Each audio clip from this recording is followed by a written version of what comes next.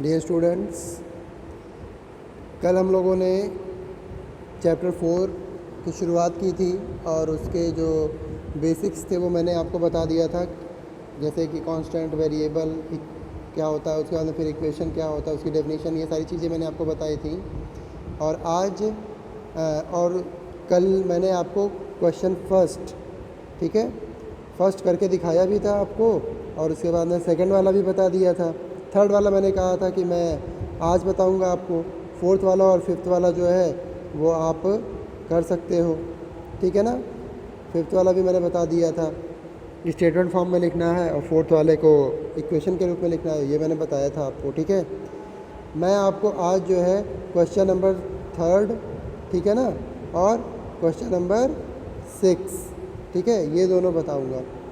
तो question number पहले हम थर्ड की बात करते हैं, ठीक है ना।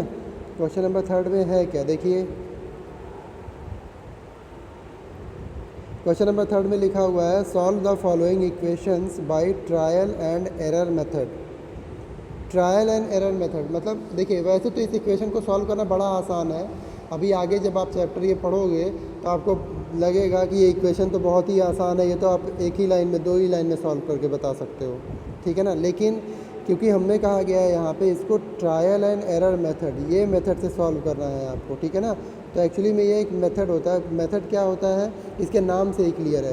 क्या नाम है इसका? ट्रायल, माने ट्राई करो, एंड एरर, और एरर मतलब कि जब ट्राई करोगे तो आपसे एरर होगा। लेकिन फिर वही होता है ना, आपको क्या सिखाया जाता है कि आप जब भी कोई नया काम स्टार्ट करते हो तो स्टार्टिंग में आपसे क्या होती है, गलती होती है, 1 बार 2 बार 3 बार, लेकिन उसके बाद में क्या होता है, फिर आप वो चीज़ सही करने लगते हो, सही से करने लगते हो, ठीक है।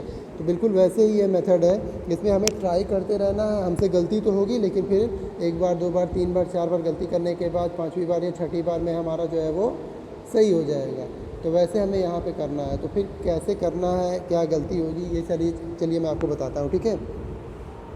तो देखिए, पहले जो हमारा इक्वेशन दिया है 5p + 2 = 17, ये है ना।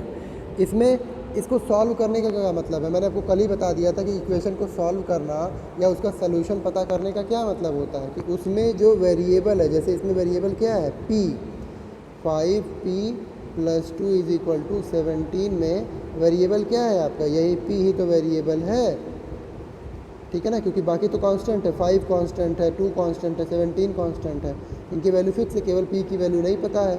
तो p ही आपका वेरिएबल है। तो मैंने आपको बताया था कि इक्वेशन में जो भी कोई इक्वेशन होता है उसमें वो जो आपका वेरिएबल होता है उसी की वैल्यू पता करना, उसी को हम बोलते हैं इक्वेशन को सॉल्व करना या इक्वेशन का सोल्यूशन पता करना। तो हमें इसी p की वैल्यू पता करनी है, लेकिन जो मेथड है वो ट्रायल एरर मेथड है। तो उसमें हम करते क्या है, हम p की जो वैल्यू है आपकी, ठीक है ना, उसको अपनी तरफ से मान करके जो है मानते हैं और सपोज करते हैं कि p की ये वैल्यू होगी, p की वो वैल्यू होगी। जैसे मान लीजिए, शुरू करते हैं, मान लीजिए जैसे थर्ड का पहला वाला पार्ट है। तो चलिए देखिए, इक्वेशन ऐसे लिखेंगे 5p + 2 = 17, हाँ, और अपने तरफ से मान लेंगे कि ऐसे लिखेंगे, पुटिंग, यहाँ लिख देंगे ऑन पुटिंग, रखने पर कितना हम मानते लेते हैं कि p की वैल्यू 1 होगी, ठीक है ना। तो ऑन पुटिंग p = 1, मैंने मान लिया अपने मन से कि p की वैल्यू क्या होगी, 1 होगी। तो चलो मैंने मान लिया है, तो देखते हैं सच में 1 है भी या नहीं। तो क्या करेंगे, हम इक्वेशन में रखेंगे। तो 5 × p के प्लेस पे क्या रखेंगे हम, 1, और +2 = 17। तो 5 बन जा 5 और +2 = 17, या फिर 5 + 2 कितना होता है, 7 = 17। अब मुझे ये बताओ, 7 = 17 होता है क्या यहाँ पे जो मैंने लिखा है, सही है? नहीं, ये नॉट इक्वल टू होता है, नॉट इक्वल टू का साइन रहेगा यहाँ पे, ठीक है। तो इसका मतलब कि जो मैंने p = 1 माना था वो सोल्यूशन नहीं है। तो हम क्या लिख देंगे, अब यहाँ लाइन की वजह से दूसरी जगह पे लिख रहे हैं, ठीक है ना, मेरे पास जगह नहीं है, आप अगली लाइन में लिखिएगा। सो ऐसे लिख देंगे, p = 1 is not a solution, ठीक है ना। तो p = 1 is not a solution. चलिए, तो मैंने p = 1 माना था, वो गलत हो गया, वो सॉल्यूशन नहीं है। तो चलिए कोई बात नहीं, मैंने कहा था ना कोशिश करेंगे तो गलती होगी, तो गलती हो गई, कोई बात नहीं। चलिए दोबारा कोशिश करते हैं। फिर वही लिखेंगे ऑन पुटिंग, अब इस बार क्या रखेंगे, p इज इक्वल टू क्या रख देंगे 2। चलिए, तो फिर इक्वेशन आपका क्या था 5 इंटू पी के प्लेस पे क्या रखेंगे 2, तो 5p plus 2 is equal to 17, यही इक्वेशन था। अब मुझे इक्वेशन ये याद है तो मैंने p की जगह डायरेक्ट 2 रख दिया, ठीक है ना। आप इक्वेशन आपको दिख भी रहा होगा सामने स्क्रीन पर। तो 5 2 जाइए कितना हो जाएगा 10, और प्लस ये 2 इज इक्वल टू 17, या 10 प्लस 2 कितना होता है 12 इज इक्वल टू 17। तो बताइए 12 इज इक्वल टू 17 होता है ना, बिल्कुल नहीं, तो नॉट इक्वल टू, इसका नॉट इक्वल टू फिर वही काम लिखेंगे। So p is equal to 2 is not a solution, ऐसे पूरा लिख दीजिएगा आप, ठीक है ना। तो p इज इक्वल टू 2 भी सोल्यूशन नहीं, लो फिर हम गलत हो गए, कोई बात नहीं, हम फिर से ट्राई करेंगे। अब हम क्या रखेंगे, on putting p is equal to 3, ठीक है ना।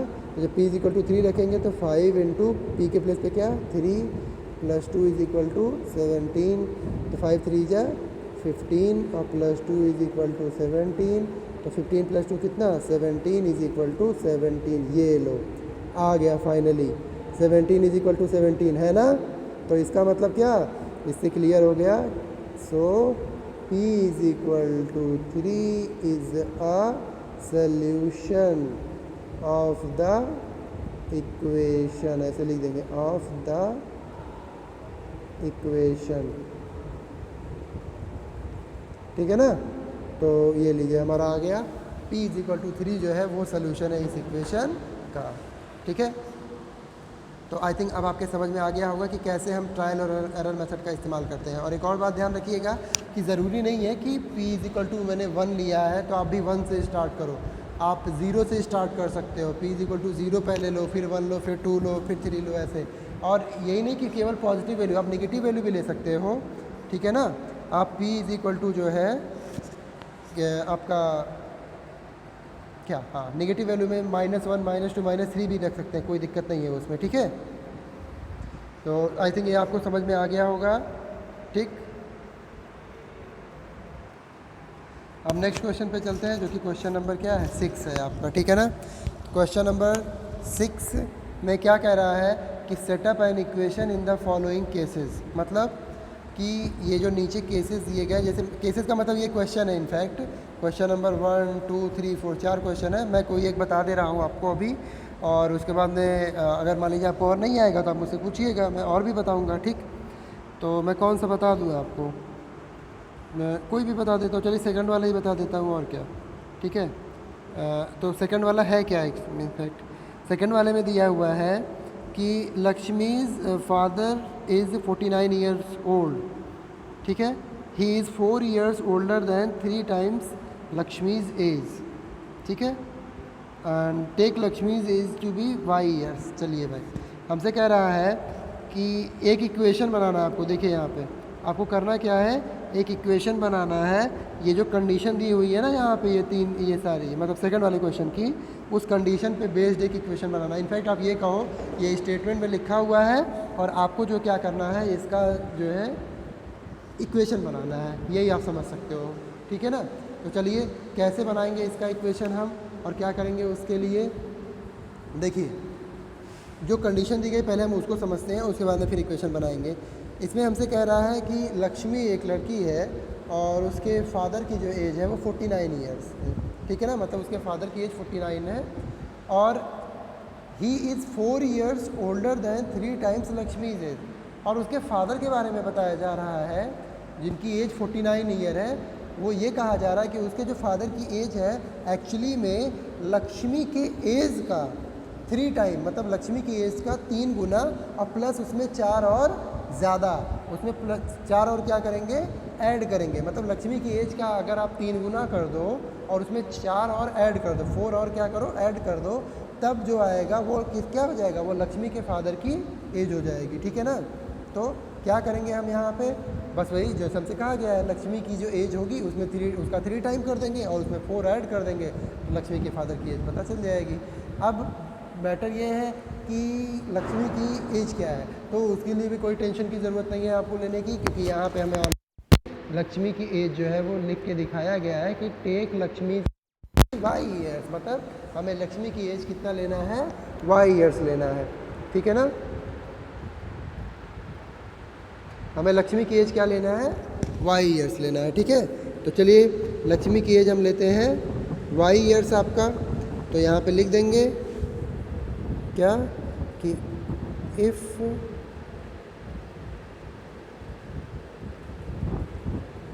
Lakshmi's age be y years, मतलब अगर लक्ष्मी की एज क्या है, वाई ईयर्स है, देन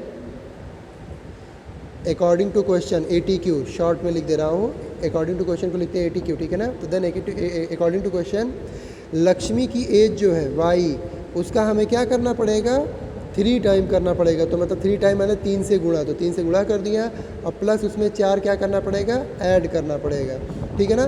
तो जब ये ऐड कर देंगे तो इतना करने पे ये किसके फादर की एज आ जाएगी, ये आ जाएगा equal to Lakshmi's father age, Lakshmi's father age, ये आ जाएगा लक्ष्मी के फादर की एज, ठीक है ना। और वो जो कि क्या है, वो अब इसको थोड़ा ढंग से लिख देते हैं। तो ये देखो 3 इंटू वाई को लिख सकते हैं 3y और plus 4 is equal to Lakshmi के फादर की एज क्या ऑलरेडी आपको दिया गया 49 ईयर, तो यहाँ हो जाएगा इज इक्वल टू 49। बस भाई ये हो गया आपका इक्वेशन, ठीक है। तो 3y plus 4 is equal to 49, यही आपका क्या हो जाएगा, इक्वेशन हो जाएगा। तो देखा कितना आसान है। तो इस तरीके से जो है आप इसके इस एक्सरसाइज के क्वेश्चन को क्या कर सकते हैं, लगा सकते हैं, ठीक है। तो लगाइएगा एक क्वेश्चन को, और अगर कोई प्रॉब्लम होती है तो बताइएगा, मैं वो प्रॉब्लम भी दूर करूँगा, ठीक है।